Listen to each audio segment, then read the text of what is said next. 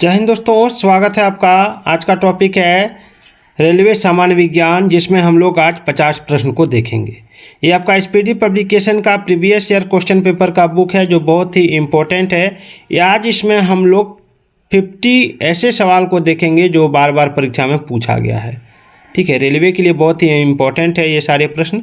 तो चलिए एक एक प्रश्नों को हम लोग देखेंगे, समझेंगे, जानेंगे। जैसे सबसे पहले ये क्वेश्चन बैंक है, ये आप देख सकते हैं। ये आरआरबी भोपाल 1992 में पूछा गया सवाल है। ठीक है, इसमें आप देख सकते हैं कि एनिलिडा ग्रुप में, ठीक है, एनिलिडा ग्रुप में मुख्यतः कौन कौन जंतु आते हैं, ये पूछा गया है।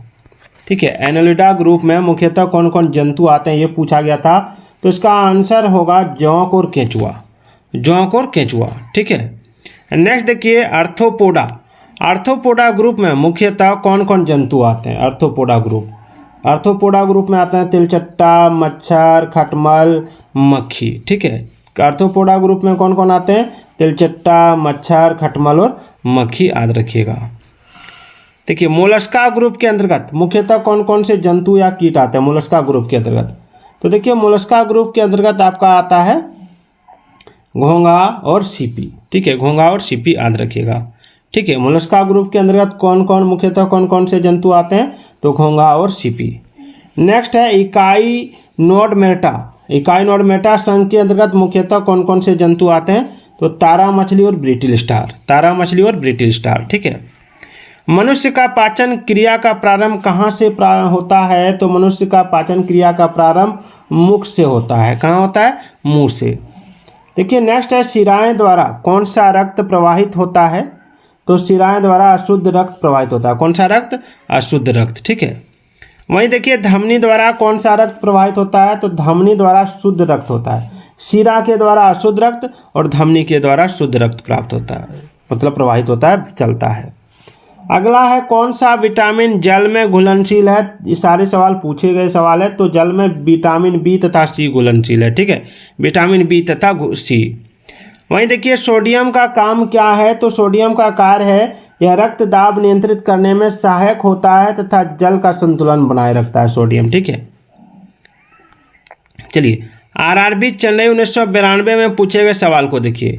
पोटेशियम का कार्य क्या है? तो पोटेशियम का कार्य है यह हृदय की धड़कन एवं नाड़ी संस्थान के कार्यों को संचालित करता है।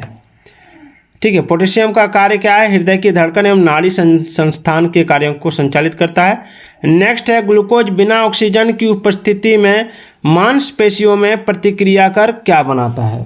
तो ग्लूकोज बिना ऑक्सीजन की उपस्थिति में मांसपेशियों में प्रतिक्रिया कर लैक्टिक अम्ल बनाता है। ठीक है, वहीं देखिए ग्लूकोज बिना ऑक्सीजन की उपस्थिति में बैक्टीरिया या ईस्ट से प्रतिक्रिया कर क्या बनाता है? सवाल देखिए कि ग्लूकोज बिना ऑक्सीजन की उपस्थिति में, जहाँ ऑक्सीजन नहीं रहता है, वहाँ बैक्टीरिया या ईस्ट से प्रतिक्रिया कर क्या बनाता है? तो इथाइल एल्कोहल बनाता है। सारे प्रश्न आपका 9 और 10 क्लास से है, याद रखिएगा। ऑक्सीजन की उपस्थिति में ग्लूकोज की प्रतिक्रिया होती है तो क्या बनता है? देखिए जहाँ ऑक्सीजन रहता है वहाँ अगर ग्लूकोज की प्रतिक्रिया बनती है तो वो क्या बनता है? तो कार्बन डाइऑक्साइड और जल का निर्माण होता है, याद रखिएगा। ठीक है, नेक्स्ट देखिए एनिलिडा में उत्सर्जन उसके किस उत्सर्जी अंग द्वारा होता है? एनिलिडा में तो नेफ्रिडिया बोलते हैं, इसको क्या बोलते हैं? नेफ्रिडिया।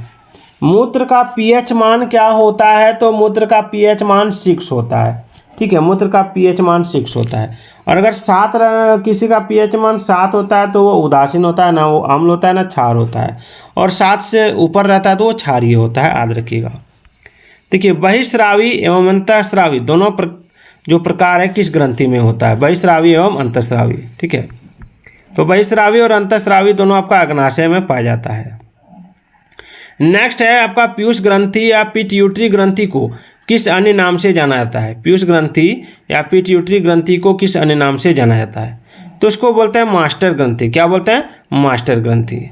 वहीं देखिए स्प्रिंग को अपनी सामान्य लंबाई पर वापस लौटने के लिए लगने वाला बल क्या कहलाता है? देखिए पहले स्प्रिंग मान लीजिए आपका रहता है ऐसे, एकदम ऐसे ऐसे ऐसे ऐसे ऐसे ऐसे ऐसे रहता है, एकदम पूरा सटा हुआ। ठीक है, लेकिन जब इसको खींचते हैं तो एगो यहाँ एगो एक से ऐसे ऐसे हो जाता है। तो जब ये सामान अपना पूर्ण जो ये सामान्य रूप है पहले इस तरह रहता है, तो इसमें आने में जो बल लगता है उसको कहते हैं प्रत्यानयन बल। ठीक है, देखिए ये आपका आरआरबी जम्मू 1992 में पूछा गया सवाल है। कब पूछा गया था? आरआरबी जम्मू 1992 में। इसमें देखिए पौधों के लिए सबसे अच्छा उर्वरक कौन सा है ये पूछा गया, तो ये आपका कंपोस्ट है, ठीक है, कंपोस्ट जो आपका गोबर, ठीक है, सड़ा हुआ पत्ता, इस सबसे बनता है। पेट्रोलियम किस प्रकार की चट्टानों में पाया जाता है, तो पेट्रोलियम हमेशा अवसादी चट्टानों में पाया जाता है, याद रखिएगा। वही है, गुब्बारों को उड़ाने के लिए काम में लाई जाने वाली गैस कौन सी है, तो गुब्बारों को उड़ाने के लिए काम में लाई जाने वाली गैस है आपका हीलियम, याद रखिएगा, ठीक है। रेलवे ग्रुप डी के लिए बहुत ही इंपॉर्टेंट है ये टॉपिक, इसको आप रट लीजिएगा। डीडीटी का उपयोग किस रूप में किया जाता है, तो डीडीटी का उपयोग कीटनाशी के रूप में किया जाता है, ठीक है। उसी के बाद इथेनॉल के अत्यधिक सेवन से कौन सा अंग प्रभावित होता है, तो इथेनॉल के अत्यधिक सेवन से यकृत जो है, ठीक है, यकृत प्रभावित होता है, याद रखिएगा। नेक्स्ट है, सभी अम्लों में अनिवार्य रूप से पाया जाने वाला पदार्थ क्या है, देखिए सभी अम्ल में अनिवार्य रूप से पाया जाने वाला पदार्थ आपका हाइड्रोजन है, इसको याद रखिएगा, क्या है हाइड्रोजन। देखिए आग लगने तथा फैलने की सबसे कम संभावना किस वस्त्र से होती है, तो देखिए आग लगना तथा फैलने की सबसे कम संभावना सूती वस्त्र से होती है, क्योंकि ये तुरंत जल के राख हो जाता है। लोहा का सबसे महत्वपूर्ण, ठीक है, सबसे महत्वपूर्ण स्रोत कौन सा होता है, तो हरी सब्जियां। चलिए, गैसोलीन को किसके साथ मिश्रण करके गैसोहॉल बनाया जाता है, देखिए गैसोलीन को इथाइल अल्कोहल के साथ अगर मिश्रित कर देते हैं तो गैसोहॉल बनता है, याद रखिएगा। नेक्स्ट है, तत्कालिक ऊर्जा के लिए धावकों को कौन सा पदार्थ दिया जाता है, तो ग्लूकोज दिया जाता है। ये आप देख सकते हैं आरआरबी अजमेर 1992 में पूछा गया सवाल है, आरआरबी अजमेर 1992 में। मानव जाति के लिए ओजोन परत क्यों महत्वपूर्ण है, तो पराबैंगनी किरणों को रोकने के लिए एक रक्षा आवरण बनाती है, ठीक है। आंत जो है जिसको टाइफाइड बोलते हैं के लिए सामान्यतः उपयोग की जाने वाली औषधि कौन है, तो क्लोरोमाइसिटिन, ठीक है, क्लोरोमाइसिटिन टाइफाइड के लिए। और गैस की लौ की सबसे गर्म हिस्से को क्या कहते हैं, तो गैस की लौ की सबसे गर्म हिस्से को कहते हैं आपका,